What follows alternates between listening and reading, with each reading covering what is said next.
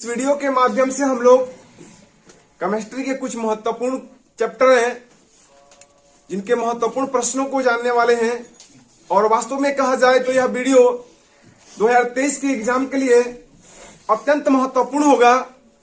और इस वीडियो को अगर शुरू से आप अंत तक देखते हैं तो ये निश्चित रूप से हम कह सकते हैं कि 15 से 20 नंबर के आपका केमिस्ट्री की तैयारी हो जाएगी, इसमें कोई शक नहीं है। या 15 नंबर की किसी तरह से हो जाएगी, इसमें कोई शक नहीं है। तो बिना किसी विलंब के इस वीडियो को शुरू करते हैं। नए साल का नए धमाका। चलिए, आपका पहला जो प्रश्नावली है, प्रश्न कह सकते हैं कि जो चैप्टर है रासायनिक अभिक्रियाएं एवं समीकरण है, ठीक ना। तो पहला इसका रासायनिक, हम लोग जानेंगे कि रासायनिक अभिक्रिया क्या है और रासायनिक जो समीकरण है, रासायनिक समीकरण क्या है, इसके बारे में सबसे पहले जानते हैं। तो रासायनिक अभिक्रिया क्या है? जब दो पदार्थ आपस में संयोग करके एक नए पदार्थ का निर्माण करते हैं।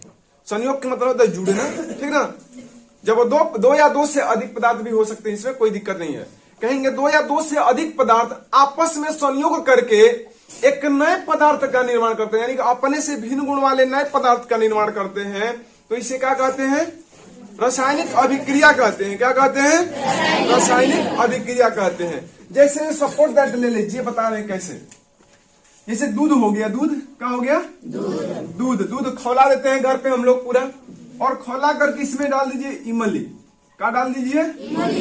इमली। और इन दोनों से अलग पदार्थ क्या बन जाएगा? यहाँ पे दही बन जाएगा। ना बन जाएगा? बात समझ में आ रही है? तो देखिए, दूध अलग इसमें क्या लगेगा? दूध को अगर पीजिएगा तो इसका स्वाद अलग होगा, इमली को खाइएगा इसका स्वाद अलग होगा, दही को खाइएगा इसका स्वाद अलग होगा। बात सही कि गलत है? सही है। इसको खाइएगा अलग विटामिन मिलेगा, इसको खाइएगा अलग चीज मिलेगा, इसको खाइएगा अलग चीज मिलेगा। यानी कि ये तीनों के तीनों क्या है? अलग अलग चीज है ना। और देखिए, जैसे मान लीजिए, तो ये क्या हो गया? एक रासायनिक अभिक्रिया है। क्या है? रासायनिक अभिक्रिया है। बात समझ में आ रही है? अब ले लीजिए सोडियम। क्या है? Sodium Na। चलिए भाई, हिंदी में लिखते हैं अभी हम सोडियम, क्योंकि रासायनिक अभिक्रिया पढ़ रहे हैं, समीकरण नहीं पढ़ रहे हैं। सोडियम प्लस क्लोरीन,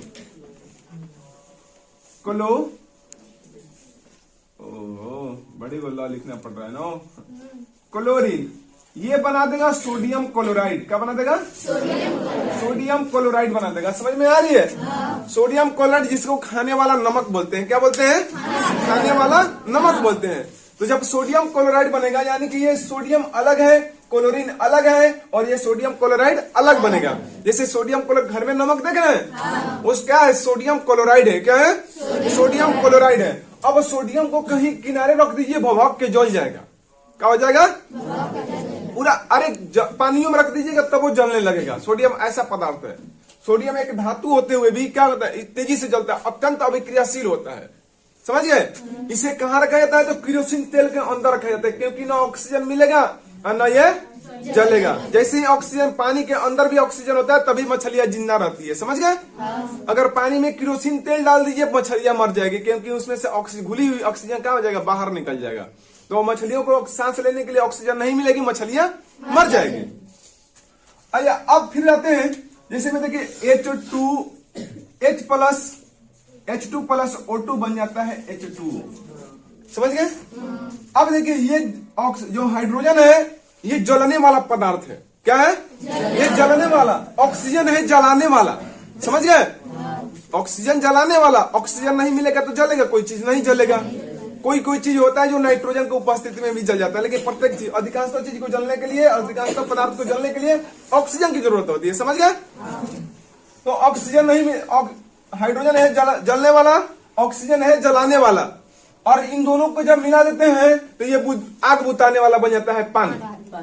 आग लगता है तो क्या डालते हैं? ऑक्सीजन लेकर जाते हैं वहां पे, कि हाइड्रोजन लेकर जाते हैं कि पानी लेकर जाते हैं ना। और नहीं तो पानी ना लेकर जाते हैं तो एक और चीज लेकर जाते हैं, कार्बन डाइऑक्साइड लेकर जाते हैं ना। कार्बन डाइऑक्साइड, तो कार्बन डाइऑक्साइड मारते हैं, ऑक्सीजन हटता है। कार्बन डाइऑक्साइड क्या होता है? गैस भारी होता है, जहां पे पड़ता है वहां से ऑक्सीजन हट जाता है, और जहां कार्बन डाइऑक्साइड रहेगा वहां पे आग नहीं लगेगा। समझ गए? अरे ना समझ में आ रही है? आ रही है। तो अब देखिए यहाँ पे, यानी कि इसका रासायनिक गुण भिन्न है, इसका भी अलग अलग दो पदार्थ है, अपने से भिन्न गुण वाला एक नया पदार्थ जल का निर्माण कर दिया। ये दोनों आग लगाने वाला है, लेकिन ये आग बुताने वाला बना दिया। अपने से भिन्न गुण वाला बनाया कि नहीं बनाया? समझ में आ रही है? तो अब देखिएगा, रासायनिक अभिक्रिया समझ में आ गया होगा।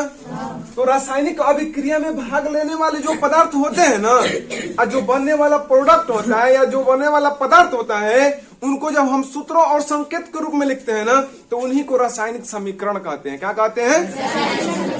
कहेंगे रासायनिक अभिक्रिया में भाग लेने वाले पदार्थों को सूत्रों एवं संकेतों के रूप में लिखने की प्रक्रिया रासायनिक समीकरण कहलाती है। तो अब देखिए यहाँ पे ये रासायनिक समीकरण है। क्या है? रासायनिक समीकरण है। अब इसको भी लिखना होता है तो सोडियम का संकेत होता है N। क्या होता है? N। और क्लोरीन का होता है Cl। आई बनाएंगे NaCl। समझ में आ रही है कि नहीं आ रही है? तो अब देखिए ये क्या हो गया? NaCl। ये क्या है? रासायनिक समीकरण है। क्या है? रासायनिक समीकरण है। क्या है? रासायनिक समीकरण है। अब बात आती है कि ये इनको क्या कहा जाएगा? जो भाग ले रहे हैं उनको क्या कहा जाएगा? और जो पदार्थ बन रहे हैं उनको क्या कहा जाएगा? तो रासायनिक अभिक्रिया में भाग लेने वाले जो पदार्थ होते हैं ना, उनको कहते हैं अभिकारक। क्या कहते हैं? अभिकारक। यानी कि ये सोडियम और क्लोरीन जो है अभिकारक है, हाइड्रोजन और ऑक्सीजन जो है अभिकारक है। क्या है? अभिकारक है। क्या है? इसको इंग्लिश में कहते हैं रिएक्टेंट। क्या कहते हैं? रिएक्टेंट कहते हैं। क्या कहते हैं? रिएक्टेंट कहते हैं। ये क्या हो गए? अभिकारक हो गए। और उसके अभिक्रिया के फलस्वरूप, कहेंगे रासायनिक अभिक्रिया के फलस्वरूप जिस नए पदार्थ का निर्माण होता है उसको कहते हैं प्रतिफल। क्या कहते हैं? प्रतिफल, जिसको इंग्लिश में प्रोडक्ट कहते हैं। समझ में आ रही है कि नहीं आ रही है? सबको आ रही है? कोई ऐसा व्यक्ति है जिनको समझ में ना आ रही हो? सबको आ रही है? चलिए, बहुत बढ़िया है। अब दूसरी बात आती है कि रासायनिक समीकरण मुख्यतः दो प्रकार के होते हैं। एक होता है संतुलित रासायनिक समीकरण, दूसरा होता है असंतुलित रासायनिक समीकरण। ठीक ना? अब कहेंगे भैया, चलो भाई, संतुलित रासायनिक समीकरण किसको कहेंगे आखिर? बीच में एरो की चिन्ह दिख रहा है? नहीं दिख रहा? तो कहेंगे कि ऐसा रासायनिक समीकरण जिसके दोनों प्रत्येक प्रकार के परमाणुओं की संख्या समान हो, तो उसे क्या कहेंगे भैया? संतुलित रासायनिक समीकरण कहते हैं। अब इसमें आपने देखिए, हाइड्रोजन दुगो है, H2 है दुगो, इधर भी दुगो है। चलो भाई, तुम तो ठीक हो, ठीक, तुम संतुलित हो, हाइड्रोजन कहेंगे। ऑक्सीजन दुगो है, इधर ऑक्सीजन कब है? एगो है, कहेंगे तब तो तुम संतुलित नहीं हो। कोई एक भी संतुलित ना हो तो पूरा के पूरा समीकरण असंतुलित कहलाएगा। तो ये संतुलित समीकरण है क्या? कहेंगे तुम असंतुलित हो। बात सही है?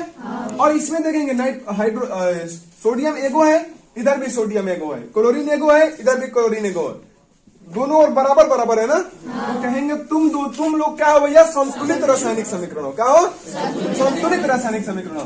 तो संतुलित रासायनिक समीकरण में जब दोनों और प्रत्येक प्रकार के परमाणुओं की संख्या बराबर हो तो उसे क्या कहते हैं? संतुलित रासायनिक समीकरण। भैया, ऐसा रासायनिक समीकरण जिसमें दोनों और प्रत्येक प्रकार के परमाणुओं की संख्या समान न हो तो उसे क्या कहते हैं? असंतुलित रासायनिक समीकरण, जिसका उदाहरण दोनों आपके सामने है। कोई दिक्कत है? समझ में आ रही है कि नहीं आ रही है? अब आगे आते हैं, अभिकारक भी जान गए, प्रतिफल भी जान गए, ऊष्माक्षेपी अभिक्रिया जानते हैं। ठीक ना? देखिए, कुछ ऐसी रासायनिक अभिक्रियाएं होती है जिसमें ऊष्मा की उत्पत्ति होती है। क्या होती है? ऊष्मा की उत्पत्ति होती है। यानी कि जब हम उसको जब अभिक्रिया को शुरू करते हैं, उस अभिक्रिया को, तो ऊष्मा की उत्पत्ति होती है। यानी कि ऊष्मा, वहां पे तापमान बढ़ जाता है। समझ गए? तो कहेंगे ऐसी रासायनिक अभिक्रिया जिसके फलस्वरूप ऊष्मा की उत्पत्ति होती है तो उसे ऊष्माक्षेपी अभिक्रिया कहते हैं। क्या कहते हैं? ऊष्माक्षेपी अभिक्रिया। कहिएगा ऐसा का कहाँ है? बड़ा जड़ा में मजा आ जाता नहीं हो? ऐसा का अभिक्रिया होगा तो जड़ा मजा ना आ जाएगा? आ जाएगा ना? तो देखिए भाई, आप भी इसको कर सकते हैं। कहिएगा ऐसे कैसे? अरे भाई लो, देखो कैसे कर सकते हो। चूना देखे क्या? इसको काली चूना बोलते हैं। ढीला आते आते आता है, तू आते आता है। समझ गए? हाँ, उजर करिए चुना लेबो का, है ना? अब इसको क्या कीजिएगा? घर के एक बर्तन में रख दीजिएगा, रख करके इसमें पानी डाल दीजिएगा। क्या कीजिएगा भैया? पानी डाल दीजिएगा। पानी बिना भैया आग पर रखे खौलने लगेगा पानी। समझ गए? ये पूरा गर्म हो जाएगा। उनका विश्वास ही नहीं क्या होकर, उनका विश्वास ही नहीं क्या होकर। विश्वास नहीं क्या होता ना, दीपावली में घर नहीं का पतल है। अरे कहा ना चोरी करके पतल हो खबर, कहाँ से पता नहीं, जाके चूना तन तन के केहू ले लेते खबर वैसे ना खरीदने वाला कब चूना कौन तब का खैनी खाएगा थे, खैनी खाएगा थे खरीदेला, खैनी खरीदो को चूना थोड़ा नहीं पापा खातिर खरीदो तो को वही में दिया जाला, ओकर पैसा ना लगेला। देखा नाम बा ओकर चून, देखा नाम बा चूना के हरो जाला में चूना लगा के आ जाला, समझ गेला, ओकर पैसा ना देवेलन, ओकर पैसा खाली दुकानदार देवेलन, समझ गेला, खैनी खाएला ना देवेलन। चला इन्हें देखा, जब इसमें हम लोग पानी डालते हैं तो क्या होती है, ये रासायनिक जब अभिक्रिया चूना और जल के बीच जब होने लगती है तो इसमें उष्मा की उत्पत्ति होती है। क्या होती है? इसको क्या कहेंगे? उष्मा क्षेपी रासायनिक अभिक्रिया कहते हैं। बात समझ में आ रही है? अब कुछ ऐसी रासायनिक अभिक्रिया होती है जिसमें उष्मा का अवशोषण होता है।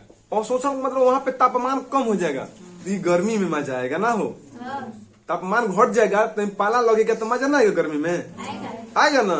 तो देखिए जब ठंडा तेल कपड़ा में लगाते हैं ना, चाहे हथवा में स्पिरिट वगैरह या पिपरमेंट का तेल लगाते हैं या परफ्यूम जैसे उपयोग करते हैं, मान लीजिए परफ्यूम का अगर आप उपयोग कीजिएगा, हाथ मारते हैं तो वहां पे ठंडक महसूस होती है ना होती है। तापमान क्या होता है? कम हो जाता है। जब ठंडा तेल लगाते हैं तापमान क्या होता है? कम हो जाता है।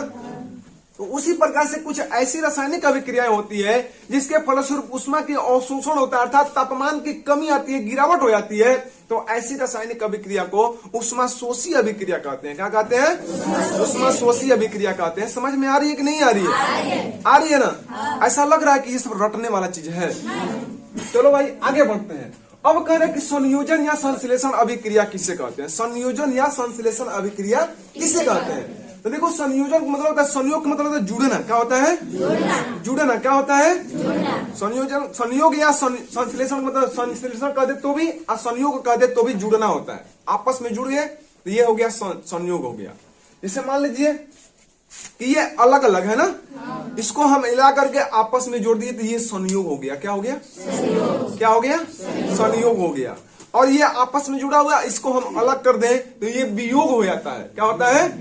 वियोग हो जाता है। समझ में आ रही है कि नहीं आ रही है? आ रही है। ये संयोग या संश्लेषण हो गया। ये संयोग या यानी कि जुड़ गया आपस में तो संयोग या संश्लेषण हो गया। बात समझ में आ रही है कि नहीं आ रही है? तो चलो भाई, संयोग या संश्लेषण, संयोजन या संश्लेषण अभिक्रिया किसे कहते हैं? तो कहेंगे जब दो छोटे छोटे यौगिक या दो छोटे छोटे परमाणु जुड़ करके अपने से बड़े या अपने से नए और बड़े आकार के परमाणु का निर्माण करते हैं या यौगिक का निर्माण करते हैं, तो ऐसे रासायनिक अभिक्रिया को क्या कहते हैं? संयोजन या संश्लेषण अभिक्रिया कहते हैं।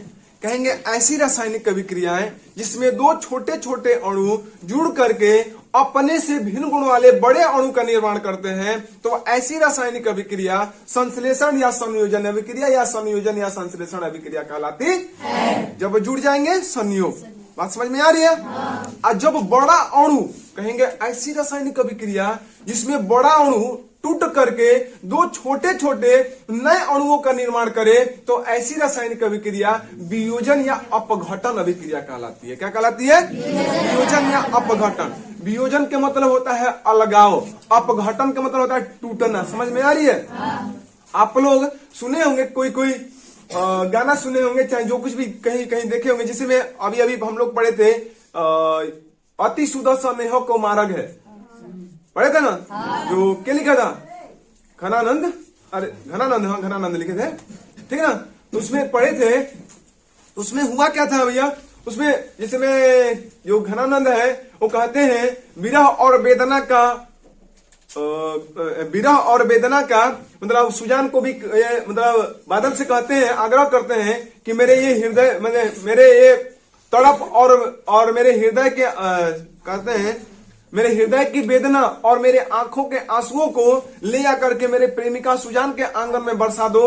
बादल से आग्रह करते हैं ताकि उसे भी मेरे विरह और वेदना का क्या हो, आभास हो सके। तो ठीक उसी प्रकार से वियोजन यानी मतलब विरह और वेदना यानी कि वियोग, तो वियोग के मतलब होता है यानी वियोजन, वियोजन का मतलब होता है अलगाव यानी टूटना, अपघटन का मतलब ये होता है टूटना। तो वियोजन या अपघटन अभिक्रिया किसे कहते हैं? तो कहेंगे ऐसी रासायनिक अभिक्रिया जिसमें कोई बड़ा अणु टूट करके दो छोटे छोटे नए अणुओं का निर्माण करता है, तो ऐसी रासायनिक अभिक्रिया क्या कहलाती है? वियोजन या अपघटन अभिक्रिया कहलाती है। कोई दिक्कत है कि है? नहीं है। तो आगे बढ़ते हैं, करें कि वैद्युत अपघटन अभिक्रिया किससे कहते हैं? तो कहेंगे कि जब किसी धातु के क्लोराइड या सल्फाइड के जलीय विलयन में विद्युत धारा का प्रवाह करते हैं तो ये अपने अलग अलग आयनों में टूट जाते हैं, जिसे क्या कहते हैं? वैद्युत अपघटन अभिक्रिया कहते हैं। अपघटन का मतलब टूटना हो भी करता है। समझ में आ रही है कि नहीं आ रही है? आ रही है। झूठ बोल रहे हैं? सही बोल रहे हैं। चलो भाई, अब आता है विस्थापन अभिक्रिया किससे कहते हैं? विस्थापन के मतलब जिसे हम कहेंगे केवड़ी से हम विस्थापन होकर के विस्थापित होकर के पटना चले गए, चाहे सासाराम चले गए, चाहे कहीं चले गए, तो यानी कि अभी हम केवड़ी में नहीं कहीं और चले गए। बात सही है? यानी कि उस स्थान को छोड़ दिए। बात सही है? तो देखो भाई, विस्थापन अभिक्रिया किसे कहते हैं? या फिर शिवानंद जी आप घर बनाए हैं, हमारा आपका घर पसंद आ गया, हम आपसे बरियार हैं, हमारे 2 फट 2 झापड़ मारे, कहीं बाहर ही जाए, जेल में अच्छा करा दे। आप जेल में चले जाएगा?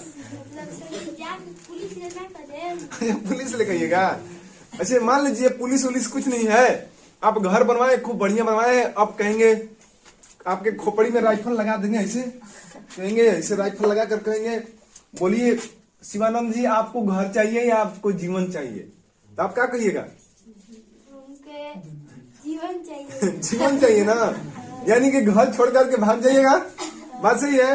तो अब घर छोड़ करके भाग जाइएगा, उस घर में अब हम रहने लगेंगे, अपना घर में तार झोपड़ी में भेज देंगे, कह देंगे जा टूटल, माने हमारा घर रहेगा, माने तार से माने बढ़िया तार लेखा ना रहेगा, तार नया नया घर रहेगा, तो कहेंगे उस घर में चले जाइए, आप रहिए, अब हम इस घर में रहेंगे।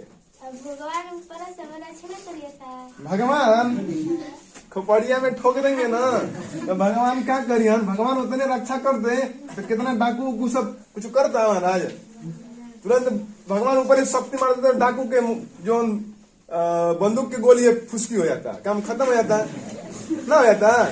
ऐसा होता है? नहीं होता है। कितना पुजारी को खोपड़ी में गोली मार देता है, पुजारी के लटका देता है मंदिर में, कितना नहीं सुने हैं?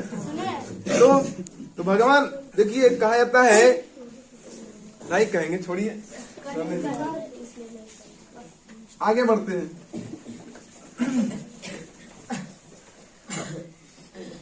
चलिए देखिएगा, इसे मान लीजिए Fe plus CuSO4, Fe plus CuSO4 जब अभिक्रिया करता है ना, तो ये क्या करता है? लोहा अधिक अभिक्रियाशील होता है, जिससे हम तार से अधिक मजबूत रहे।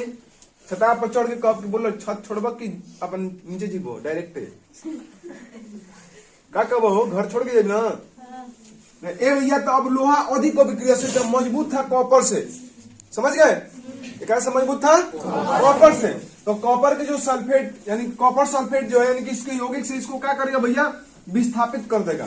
तो ये बनाएगा, कहेगा कॉपर, अब बनाएगा Cu प्लस FeSO4, यानी कि इससे अधिक अभिक्रियाशील है। जब कॉपर सल्फेट के जलीय विलयन में जब लोहे के चूर्ण को डाला जाता है, क्या कहता है?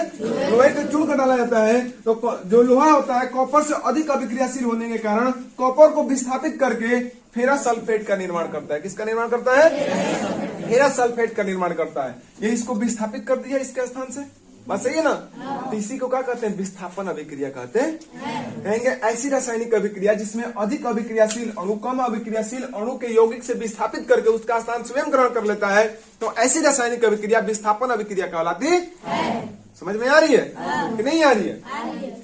अगला है कि उभय विस्थापन अभिक्रिया किसे कहते हैं? तो उभय विस्थापन में होता क्या है कि अपने आयनों का आदान प्रदान लोग करते हैं। समझ में आ रही है?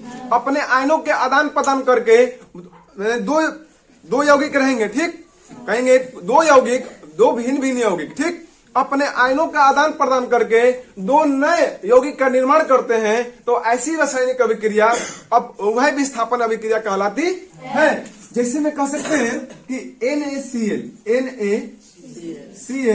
प्लस AgNO3 जब ये इसका रासायनिक अभिक्रिया कराते हैं तो ये क्या बनाता है? AgCl प्लस NaNO3 क्या बनाते हैं AgCl प्लस NaNO3 यानी दो यौगिक है अपने आयनों का आदान प्रदान किए हैं। ये प्लस होता है ये माइनस, ये प्लस होता है ये माइनस, ये आयन यानी कि ये माइनस वाला इसको दे दिया और ये माइनस वाला इसको सोडियम को दे दिया तो अपने आयनों का आदान प्रदान करके दो भिन्न गुण वाले नए यौगिक का निर्माण करते हैं।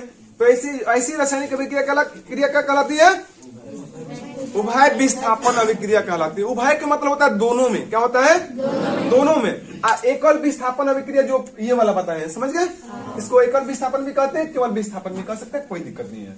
अब अवक्षेपण अभिक्रिया देखिए, अवक्षेपण अभिक्रिया का भी ये उदाहरण है। कहेंगे ऐसी रासायनिक अभिक्रिया जिसके फलस्वरूप कोई पदार्थ विलयन से अवक्षेप के रूप में यानी कि ठोस अवक्षेप के रूप में अलग हो जाता है। कहेंगे ऐसी रासायनिक अभिक्रिया जिसमें कोई ठोस पदार्थ विलयन से अवक्षेप के रूप में अलग हो जाता है, तो ऐसी रासायनिक अभिक्रिया कहेंगे अवक्षेपण अभिक्रिया कहलाती है। अवक्षेप का मतलब होता है विलयन से कोई ठोस पदार्थ का अलग होना। जैसे दही महते हैं ना, हिमाठा महते हैं, दही को महा जाता है, दही को में पानी डाल के महा जाता है। तो जब महा जाता है तो उसमें से क्या निकलता है? मक्खन, जिसको हम लोग लैनू बोलते हैं ना। तो जो मक्खन निकलता है ना, तो मक्खन एक ठोस अवक्षेप के रूप में होता है, तो उसको अवक्षेप बोल सकते हैं। क्या बोल सकते हैं?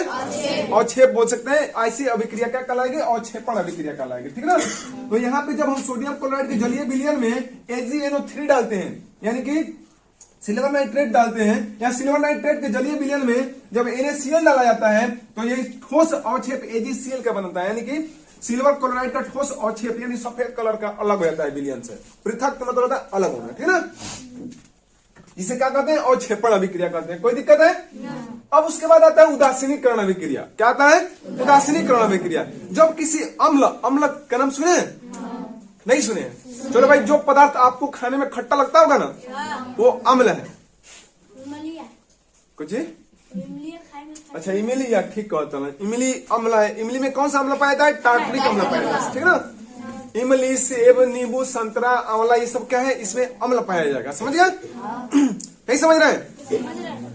तो जब किसी अम्ल की अभिक्रिया क्षार के साथ कराई जाती है, क्षार का है वो, क्षार कड़वा लगता है। जैसे करेला देखे, करेला तीता लगता है कि कड़वा? और नीम देखे, नीम के दातुन से ब्रश किया, कड़वा लगता है ना। ये सब क्षारीय होता है। क्या होता है? क्षारीय होता है, समझ गए। तो जब किसी अम्ल की अभिक्रिया क्षार के साथ कराई जाती है, तो जल और लवण का निर्माण करते हैं। क्या करते हैं? जल और लवण का निर्माण करते हैं। इसे क्या कहते हैं? उदासीनीकरण अभिक्रिया कहते हैं। उसके बाद आता है प्रकाश रासायनिक अभिक्रिया। कहेंगे ऐसी रासायनिक अभिक्रिया जो प्रकाश की उपस्थिति में संपन्न हो। कहेंगे ऐसी रासायनिक अभिक्रिया जो केवल प्रकाश की उपस्थिति में संपन्न हो, तो ऐसी रासायनिक अभिक्रिया प्रकाश रासायनिक अभिक्रिया कहलाती है। समझ में आ रही है? ऑक्सीकरण, प्रकाश रासायनिक अभिक्रिया, जैसे प्रकाश संश्लेषण का नाम सुने हैं, ये प्रकाश रासायनिक अभिक्रिया के उदाहरण है। ऑक्सीकरण क्या है? तो कहेंगे कि जब ऑक्सीकरण का मतलब होता है ऑक्सीजन से जुड़ना और हाइड्रोजन से हटेगा, तो भी जैसे मान लीजिए कोई कहेंगे ऐसी रासायनिक अभिक्रिया जिसमें ऑक्सीजन का संयोग का मतलब क्या होता है? जुड़ना। कहेंगे ऐसी रासायनिक अभिक्रिया जिसमें ऑक्सीजन का संयोग हो, तो ऐसी रासायनिक अभिक्रिया ऑक्सीकरण अभिक्रिया कहलाती है।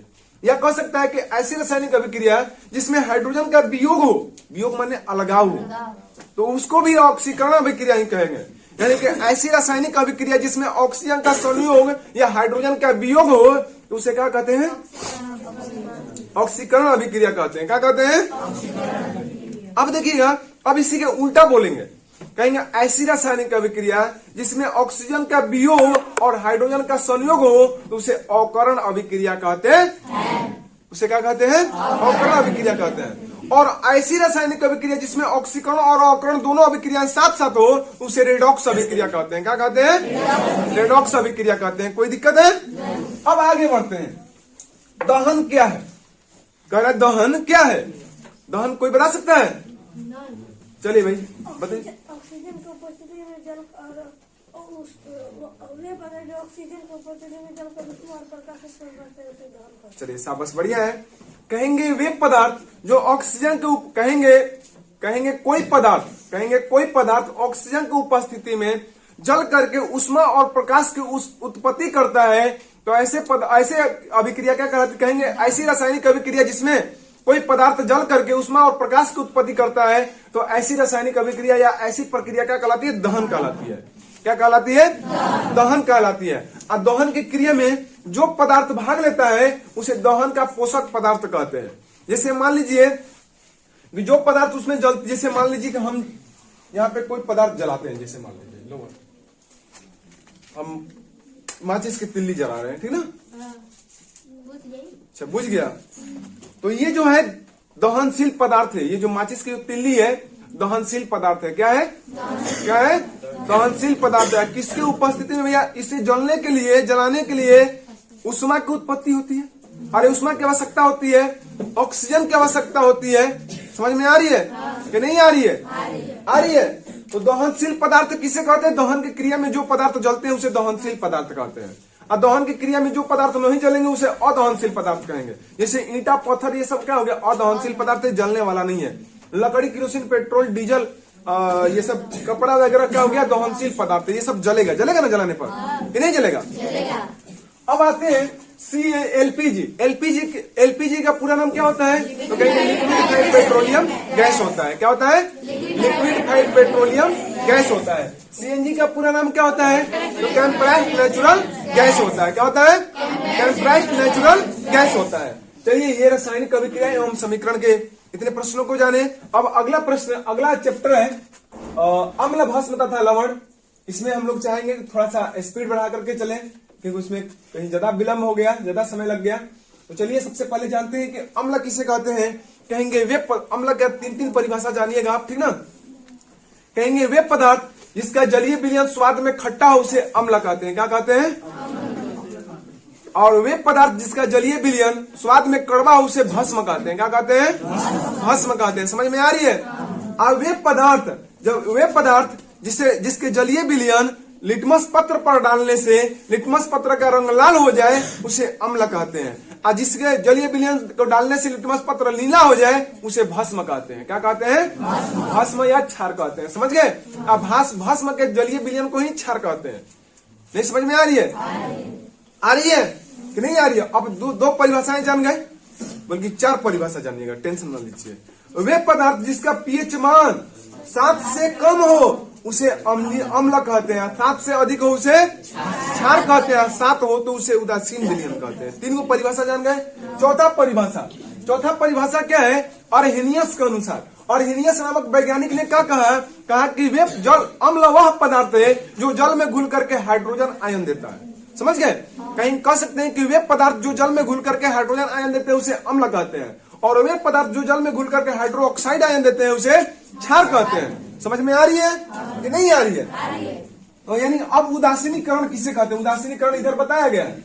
यानी कि जब किसी अम्ल की अभिक्रिया क्षार के साथ कराई जाती है तो लवण और जल का निर्माण होता है, जिसे उदासीनीकरण अभिक्रिया कहते हैं। अब कह रहे हैं कि चलो भाई, संतरा व नींबू में कौन सा अम्ल पाया जाता है, पता है कौन सा अम्ल पाया जाता है, सिट्रिक अम्ल पाया जाता है। कौन सा अम्ल पाया जाता है, सिट्रिक अम्ल। कौन सा ट्रिक अपनाएंगे वो, सिट्रिक। कौन ट्रिक, सिट्रिक। समझ में आ रही है।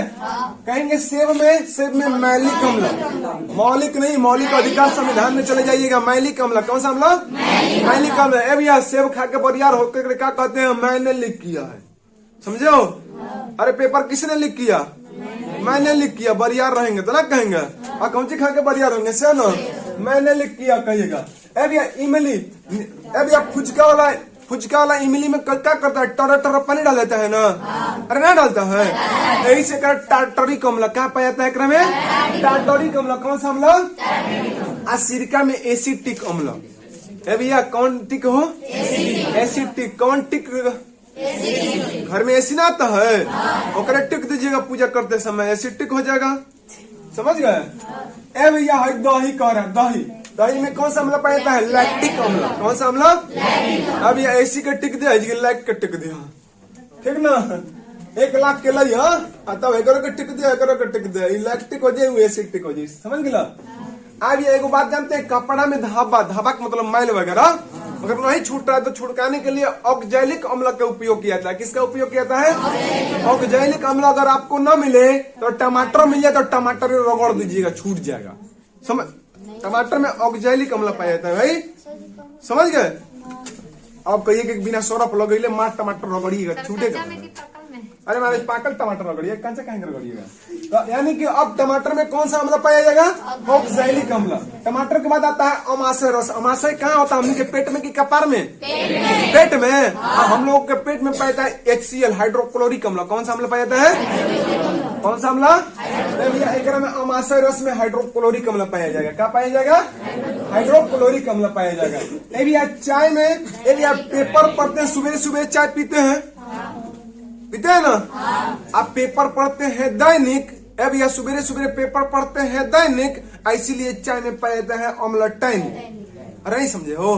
चाय में कौन सा अम्ल? टैनिक अम्ल। अब ये विटामिन सी में एस्कॉर्बिक अम्ल। विटामिन सी के नाम है एस्कॉर्बिक अम्ल। समझ गए? तो विटामिन सी में कौन सा अम्ल पाया जाएगा? एस्कॉर्बिक अम्ल। विटामिन सी का सबसे अच्छा स्रोत आंवला है। क्या है? अगर विटामिन सी का आपको अत्यधिक जरूरी है, जाकर के आंवला कांचा रोज खाइए कगो, आपके पास आपको भरपूर मात्रा में विटामिन सी मिल जाएंगे। अगला है लाल चिट्टी में कौन सा अम्ल पाया जाता है? तो फॉर्मिक अम्ल पाया जाता है। कौन सा अम्ल पाया जाता है? फॉर्मिक अम्ल पाया जाता है। समझ में आ रही है कि नहीं आ रही है? इसको मेथेनोइक अम्ल कहते हैं, या फिर कहते हैं कौन सा अम्ल का है पता नहीं, कुछ कहा जाता है। चलिए फॉर्मिक अम्ल HCOOH, ठीक है। अब आता है कि सूचक क्या है? सूचक क्या है? तो कहेंगे कि वे पदार्थ जिस पर अम्ल और क्षारीय विलयन पड़ने से उसके रंग में परिवर्तन हो जाए, तो उसे सूचक कहते हैं। इंग्लिश में इसको इंडिकेटर कहते हैं। क्या कहते हैं? इंडिकेटर कहते हैं। समझ में आ रही है कि नहीं आ रही है? अब कह रहे कि लिटमस पत्र क्या है? कहा है लिटमस पत्र क्या है? कहेंगे कि लिटमस पत्र कहेंगे ऐसा कहेंगे कह सकते हैं कि इसका सबसे पहले ये लाइकेन वृक्ष से प्राप्त किया जाता है, और ये बैगनी रंग क्या होता है? इस पर अम्ल डालने से इसका रंग क्या होता है? लाल हो जाता है, और ये अम्ल डालने और क्षार डालने से इसका रंग नीला हो जाता है। ठीक ना?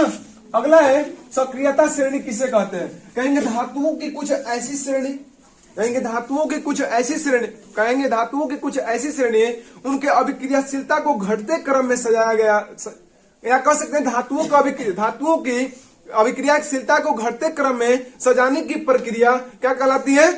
सक्रियता श्रेणी कहलाती है। और जिसमें क्या कहते हैं? उसके अभिक्रियाशीलता को घटते क्रम में सजाता है। इसमें सबसे ऊपर पोटेशियम और सबसे नीचे होता है सोना। पोटेशियम का संकेत क्या होता है? सोना का संकेत Au होता है। अब आता है कि धातुओं की ऑक्साइड कैसी होती है? तो धातुओं का ऑक्साइड जो होते हैं ना, क्षारीय होते हैं। क्या होते हैं? क्षारीय होते हैं। धातुओं का ऑक्साइड, जैसे धातु में क्या क्या हो जाएगा भैया? सोना, चांदी, लोहा, टीना, तांबा, जस्ता, ये सब क्या है? धातु है। इनके जो ऑक्साइड होते हैं क्या होते हैं? क्षारीय होते हैं। और धातुओं के जो ऑक्साइड होते हैं अम्लीय होते हैं। क्या होते हैं? अम्लीय होते हैं। उसके बाद आता है धातु का ऑक्साइड और धातु के हो गया। प्रबल अम्ल किससे कहते हैं? प्रबल अम्ल, ए भैया एक बात बताइएगा हमरा, ठीक ना? आप 100 ग्राम भैया, हम 100 ग्राम चीनी खरीद के लाए, ठीक? आप 100 ग्राम मिश्री खरीद के लाए। क्या खरीद के लाए? मिश्री बड़े बड़े, ठीक? और दोनों आदमी घोरने लगे, कहे कि जल्दी केकर मीठा बन जाए। पहले क्या कर 2-2 मिनट का समय दोनों आदमी के पास दिया गया है, ठीक? है भैया, हमारा वाला पूरा घुल जाएगा ना? जब पूर्ण रूप से घुल जाएगा, एंकर पूरा ना घुलेगा, ओकर कुछ अंश घुलेगा ना। अंश को कहते हैं आंशिक रूप से।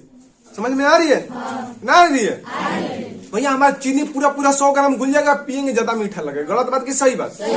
एंकर भैया मिश्री पूरा घुलने ना रहेगा, पियेंगे मजा आएगा? पंछुछुर लगेगा ना? अरे ना लगेगा ना पंछुछुर? कैसे कि इनकर मिश्री घुलने ना रही, बड़े रही, घुले में देर लगे, हमारी चीनी ननी भौक तो घुल मीठा। बात सही कि गलत? सही है ना? तो यानी कि चीनी जिसमें अम्ल कहेंगे वे अम्ल जो जल में पूर्ण रूप से घुल करके हाइड्रोजन आयन प्रदान करते हैं, तो उसे क्या कहेंगे भैया? अरे भैया, प्रबल का मतलब होता है मजबूत, और दुर्बल का मतलब होता है कमजोर। समझ में आ रही है? तो ए भैया मजबूत मीठा क्या करा करते रहे? हमारा वाला ना, हमारा वाला में चीनी का पूर्ण रूप से घुल गए ना, ना घुले रहे। आए भैया हुनकर आंशिक रूप से घुले रहे, पूर्ण रूप से ना, ओकर कुछ अंश ही घुलल रहे ना, पूरा ना घुले रहे। तो ए भैया जब उनका पूरा ना घुले रहे, आंशिक रूप से घुलेगा तो पूरा मजा ना आएगा, यानी कमजोर मीठा रहेगा।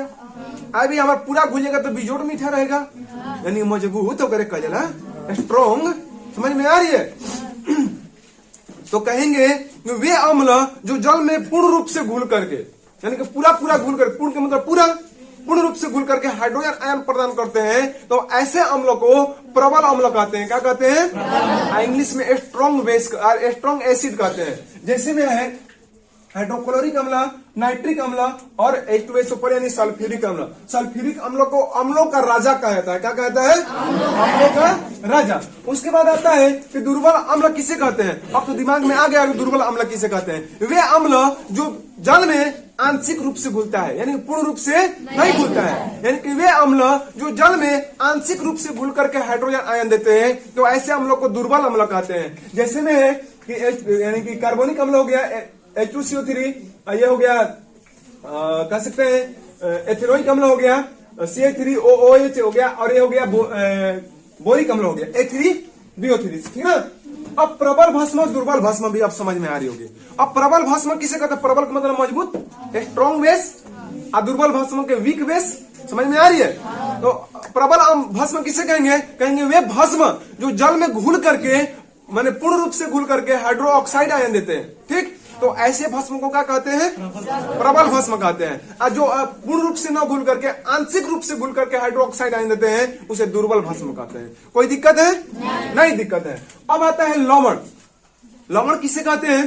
तो लवण कहेंगे अम्ल और भस्म का अभिक्रिया के, यानी अम्ल और क्षार का अभिक्रिया के फलस्वरूप जल के अलावा जो पदार्थ बनता है उसे लवण कहते हैं। लवण मुख्यतः 3 प्रकार के होते हैं। कहेंगे अम्लीय लवण, क्षारीय लवण और उदासीन लवण। कौन सा लवण? उदासीन लवण। समझ में आ रही है? अब देखिएगा अम्लीय लवण, ये भी जी अगर स्ट्रॉन्ग बेस, यानी एगो मजबूत एगो कमजोर लड़ेगा तो मजबूत वाला पटक देगा। बस ये गलत है। तो जब स्ट्रॉन्ग अम्ल की अभिक्रिया, यानी कि प्रबल अम्ल की अभिक्रिया दुर्बल भस्म से कराई जाती है, तो वहां पे भैया अम्लीय लवण का निर्माण होता है। समझ में आ रही है? और जब दुर्बल अम्ल की अभिक्रिया प्रबल भस्म के साथ कराई जाती है, तो वहां पे कह सकते हैं कि भास्मिक लवण या क्षारीय लवण का निर्माण होता है, ठीक ना। अब तरह की सांद्र अम्ल किसे कहते हैं? कहेंगे अम्ल के देखा? कोई नहीं देखा? कहां पे देखे? चलो भाई, जो गाड़ी इस समय इन्वर्टर है ना, जो इन्वर्टर में डालने के लिए पानी आता है ना, वो अम्ल होता है। क्या होता है? यानी कि इन्वर्टर के जो बैटरी, इन्वर्टर की मशीन में डालेगा, बैक्टीरिया में डालने के लिए आता है, ठीक ना। वो क्या होता है? अम्ल होता है। और ये होता है तनु अम्ल, कहिए तो होता है, ठीक ना। तो जब जल और अम्ल कहेंगे, कहेंगे कह रहा है कि सांद्र अम्ल किसे? सांद्र मतलब होता है गाढ़ा और तनु मतलब होता है पतला।